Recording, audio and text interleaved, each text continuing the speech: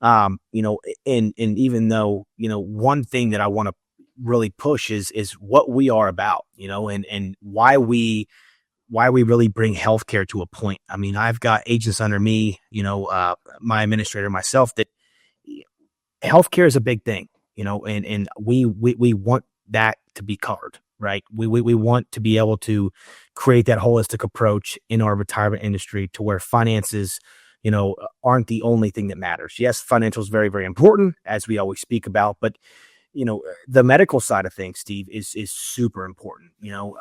Touch a little bit on that. Well, you're exactly right. I think as you've learned and with our company and with our planning, really when we sit down with a couple, we always start with the healthcare. And I think that a lot of planners, especially in our area, they ignore the healthcare part of it because it is complicated. There's different certifications. It's constantly changing, which, it shouldn't for people that are retired, but I feel like the landscape's changing drastically year after year after year. And 2026 is going to be a huge confusion, changes. I'm going to call it a frenzy because there's so much going on in the healthcare space for retirees. So starting off, when you're looking at Medicare and you're looking at, Medicare is actually for people 65 or older. You qualify, that's your main healthcare in retirement. You get Part A and Part B, but really it's trying to figure out how you're going to cover the gaps to Medicare, because most people know, in the Medicare healthcare space, not everything's covered. So they don't want to be left with huge out-of-pocket cost in retirement because, like you said it, we can sit here and do a financial plan for them and talk about getting growth over the next 2 years, 3 years, 5 years through a lifetime.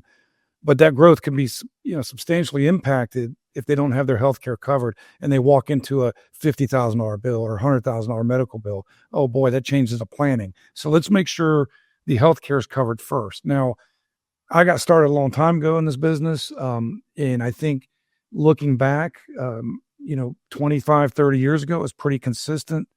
Medicare supplements covered the gaps. We had to shop that. As we got into, the government trying to cover prescription drugs back in, I believe it was 2006, they came out with prescription Part D plans to help seniors in retirement with their prescription costs. That's evolved, 2006 to 2026, 20 years later, the landscape's completely different. Then we saw the growth of these Medicare Advantage plans as an alternative to the Medicare supplement plans. So before we go into too much, and I don't want to sit here and waste a bunch of time trying to educate somebody on a show like this, but at the end of the day, it's super important that somebody pairs up with a team like us, sits down, works a plan, and let's figure out what the healthcare needs are in retirement and how we cover the gaps. Because we don't want them to have any, I guess we don't want to have many surprises with healthcare retirement.